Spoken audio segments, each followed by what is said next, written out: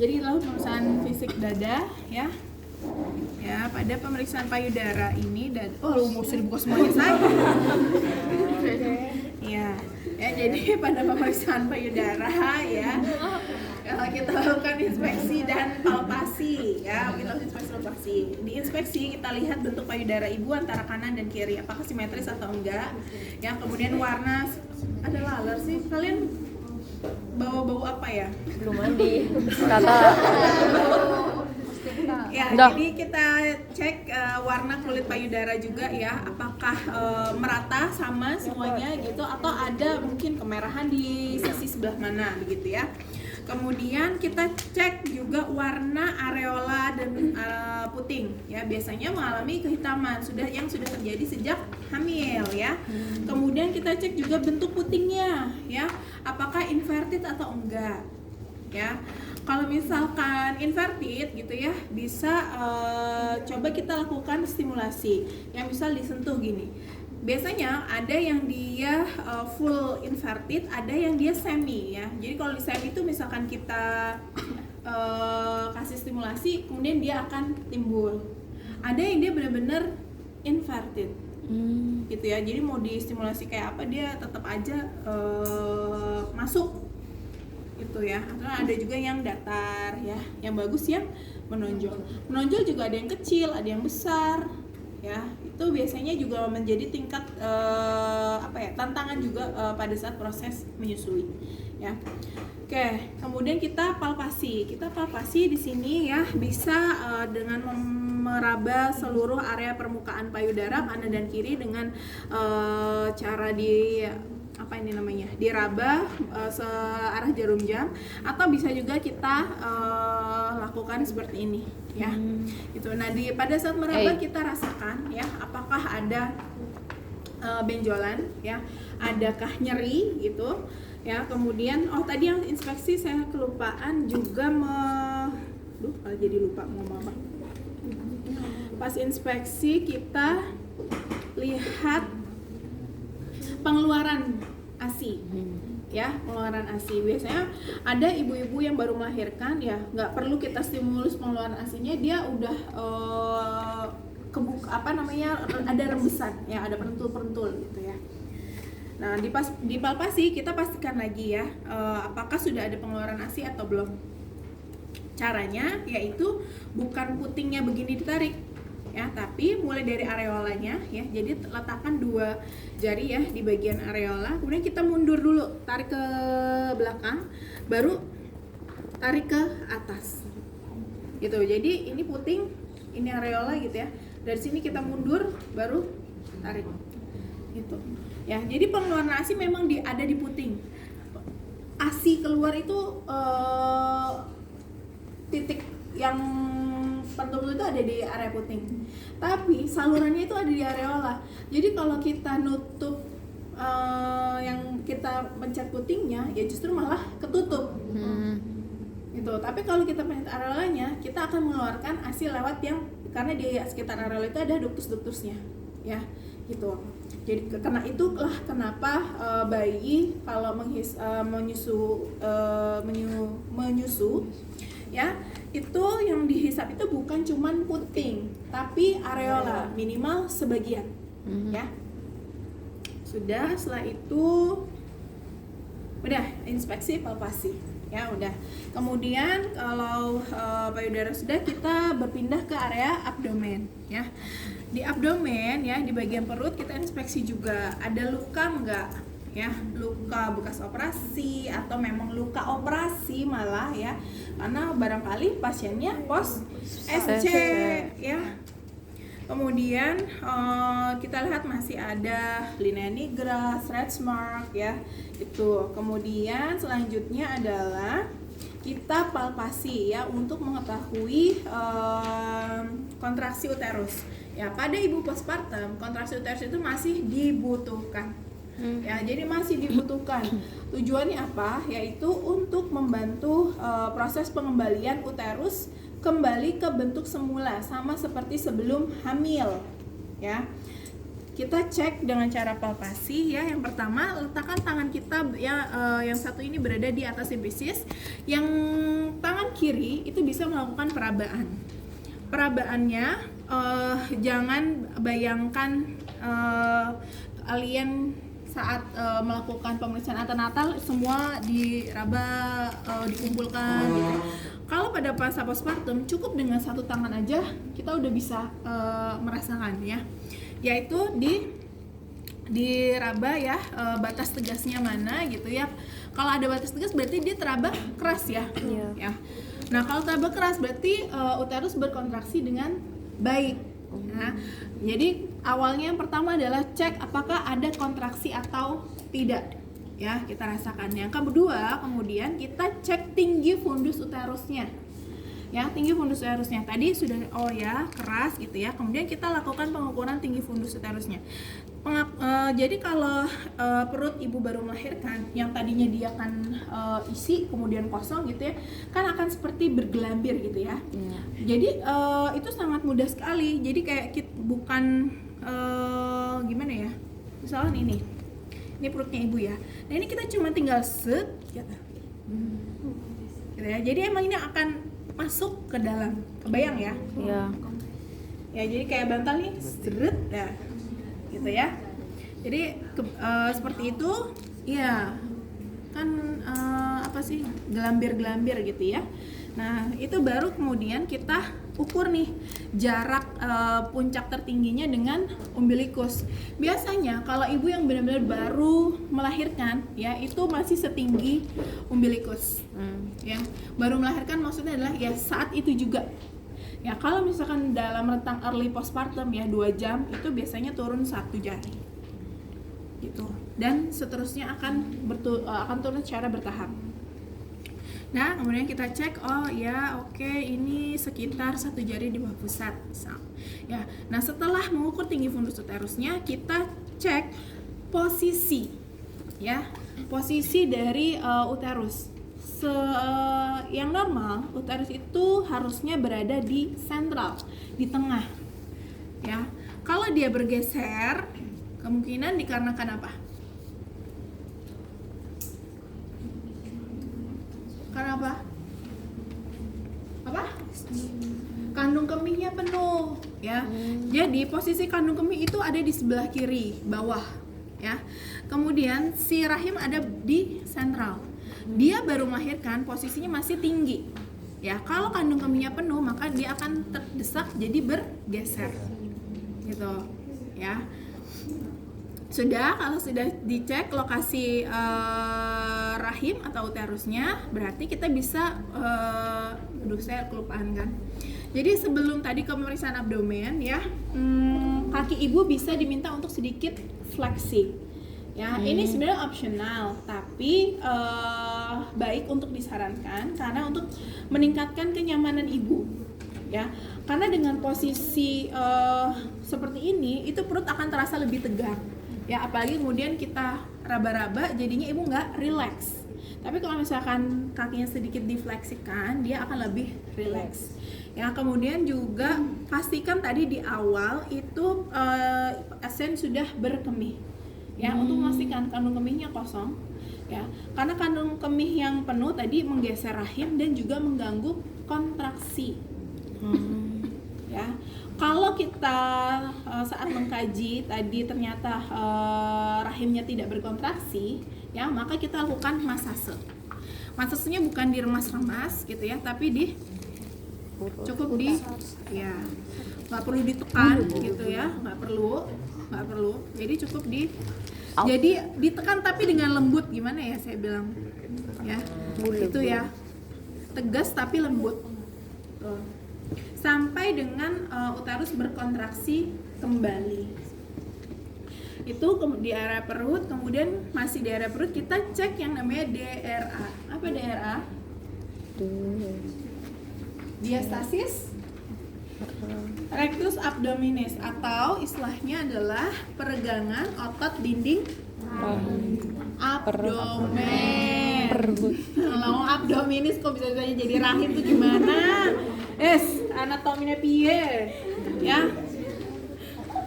Dapatnya apa? A. Anatominya A, otot dinding abdomen. Ya, otot dinding abdomen. ketika ibu hamil ini meregang. Jadi yang tadinya nyatu pisah. Nah, kita akan melihat peregangan ini. Ya, seberapa lebar, seberapa panjang gitu ya. Yang tergambar kan begini. Elips untuk elips. Gitu ya. Nah, ini cara mengukurnya. Udah, ini tetap di sini aja deh, biar ada bayangan. Cara mengukurnya, kita minta ibu untuk tidak menggunakan bantal. Ya, setelah itu posisi kaki masih bisa tetap fleksi. Kemudian minta ibu mengangkat kepalanya, ya, menyentuh dagu, menyentuh dada sambil mata menatap area abdomen. Nah, tangan kita sudah siap berada di bawah prosesus sipioideus, gitu. Ya, nah kita ini akan meraba bagian ini. Ya, jadi harus dilakukan dengan cepat. Baik ibu bisa diangkat kepalanya, ya, tanpa bantuan. Ya, kemudian kita raba.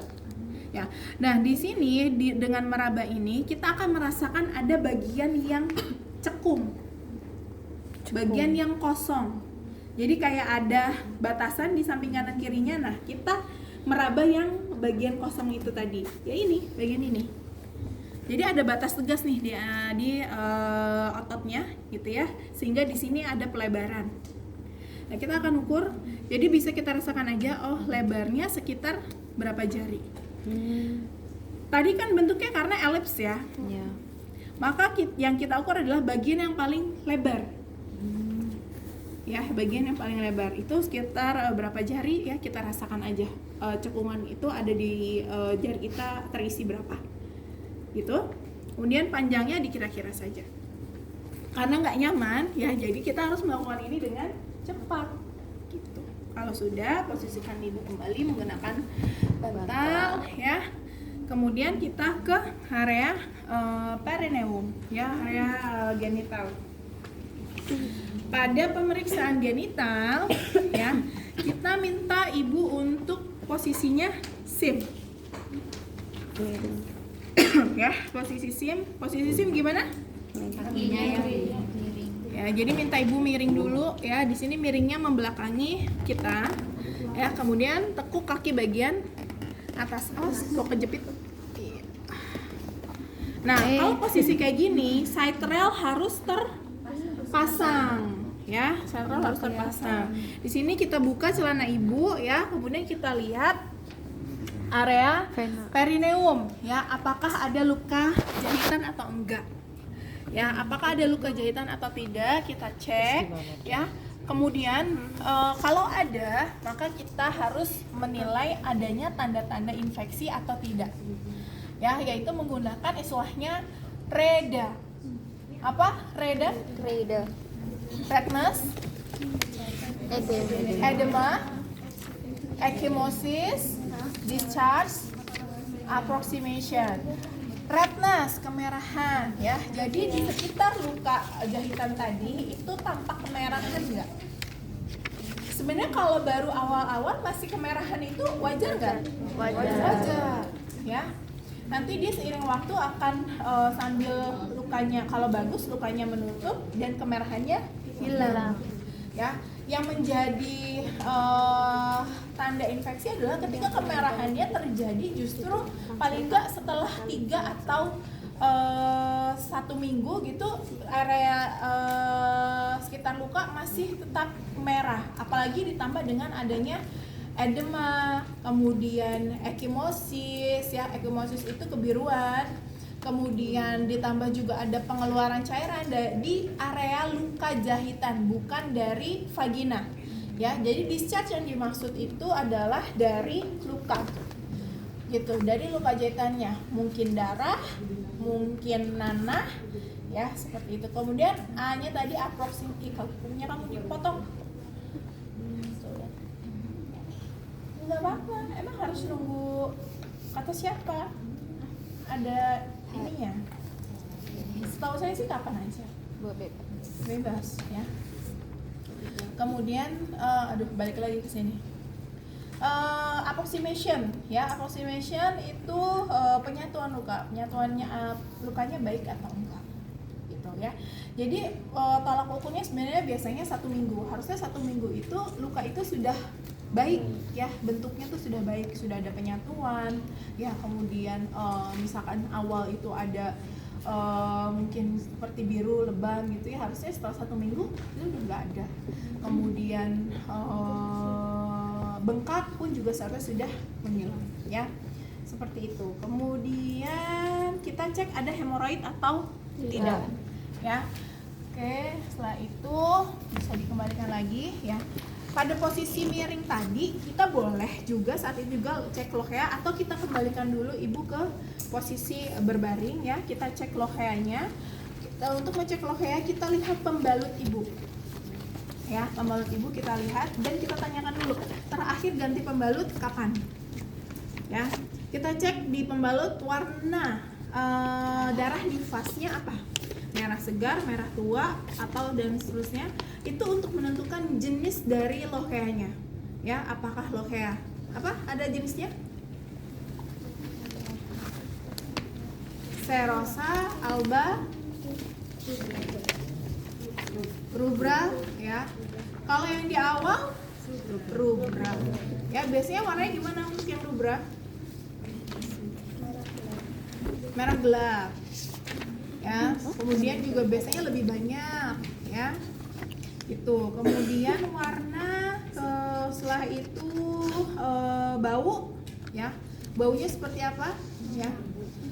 Ya apa namanya, seperti darah menstruasi lah pada umumnya ya. Kemudian bau, konsistensi ya. Konsistensinya apakah disertai gumpalan darah ya. Gumpalan darah bisa jadi dikarenakan darah yang sudah keluar ya, tidak terserap di pembalut, jadi dia mengendap ya di bagian permukaan sehingga menggumpal. Atau bisa juga memang dari rahim itu keluarnya sudah gumpalan. Nah, kalau yang darah yang keluar sudah gumpalan itu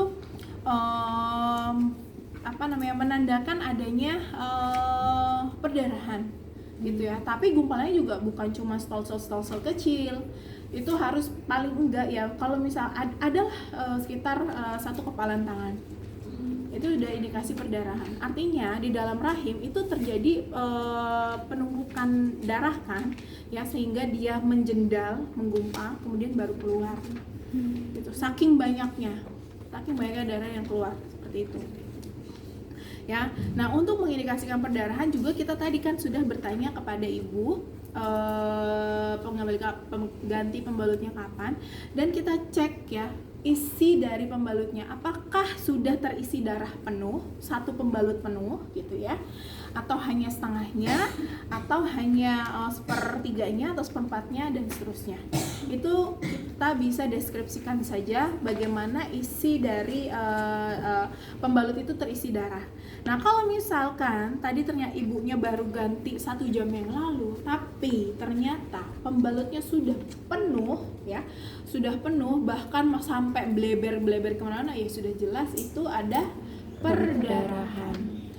Kalau ada perdarahan seperti itu harus kita observasi ya, kemudian dan juga kita cari tahu dulu sumber perdarahannya dari mana ya. Barangkali sumber perdarahannya itu dari organ eksproduksi eksternal ya, karena mungkin ada robekan ya, jadi ada yang belum kejahit atau ada jahitan yang lepas ya, seperti itu. Nah, bisa juga berasal dari rahim ya, karena rahimnya nggak berkontraksi, karena ada plasenta yang tertinggal, atau karena riwayat persalinan yang lama, atau karena tadi pada saat pengeluaran plasentanya dilahirkannya lebih dari 15 menit. Itu hal-hal yang bisa menyebabkan perdarahan pasca partum ya. Itu kemudian sudah cek lohea ya, berarti warna, bau, konsistensi, sama jumlah ya. Kemudian kita akan lakukan vulva hygiene ya. Pada saat mau melakukan vulva hygiene kita bisa posisikan kaki ibu dorsal recumbent ya. Setelah itu pasang perlak.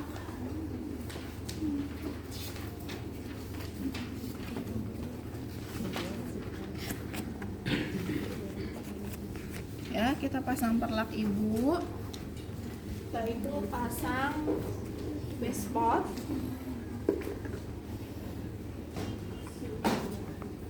Pasang base spot ya. Angkat bu, ya sudah. Biarin aja, nanti encok kita. Pasang base spot. Setelah itu kita tadi di awal sudah pakai sarung tangan ya, dari sejak kita mau melakukan pemeriksaan basic ya. Kemudian kita akan mengguyur area perineum dengan NaCl. Tujuannya hanya untuk membersihkan aja ya.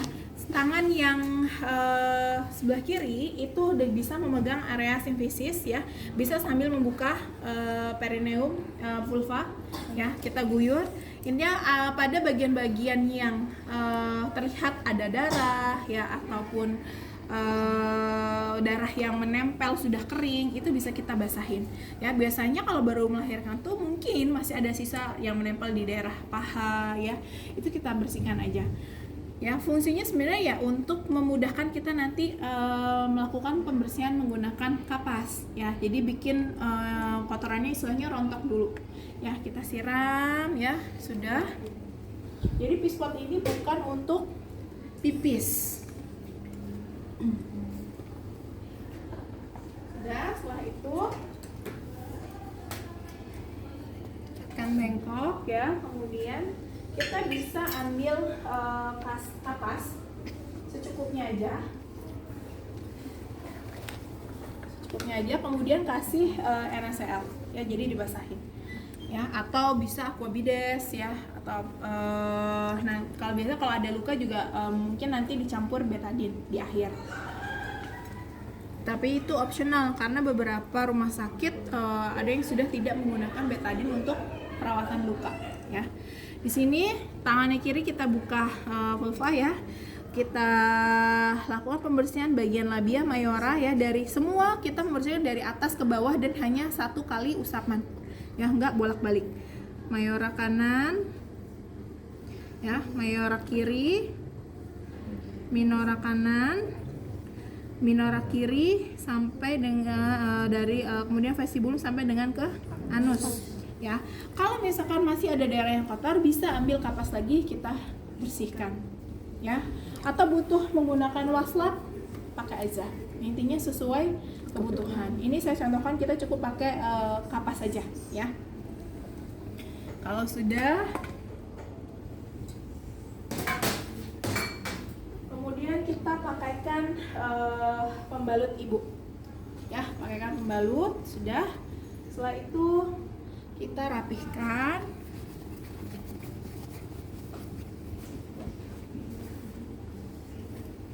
Kemudian selimutnya tadi kemungkinan basah ya, karena dan sudah kotor ya, kita bisa ganti ke selimut yang baru.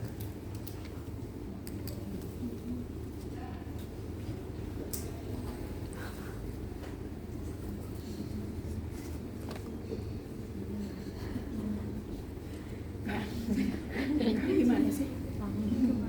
Oh, wangi. Emang punya kalian enggak? Dan kemudian kita luruskan kembali kakinya ya. Setelah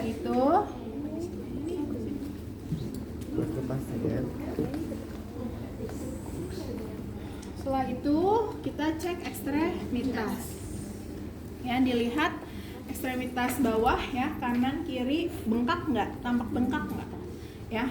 Kok kelihatan kayak besar ya, kita cek pitting edem. Ada pitting edemnya nggak? Nggak ada. Kalau nggak ada berarti dia bukan bengkak tapi Gede. gemuk, gede, betul ya. Jadi itu untuk membedakan nih sebenarnya kaki ibu nih karena dia gemuk atau karena dia bengkak ya. Jadi dengan cek tadi pitting edem ya. Setelah itu kita lihat juga apakah ada varises ya. Varises biasanya ada di bawah kaki ya, kanan dan kiri ya. Kemudian kita lakukan palpasi ya. Kita raba apakah betisnya teraba hangat gitu ya.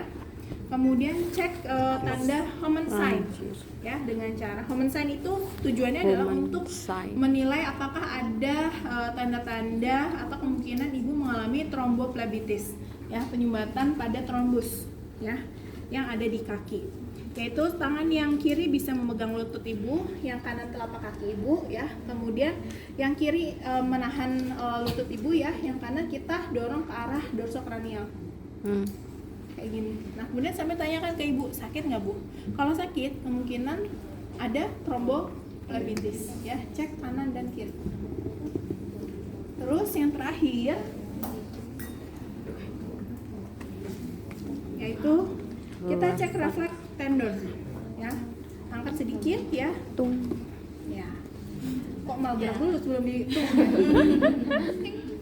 ya. Itu kanan dan kiri. Sudah selesai. Ada pertanyaan?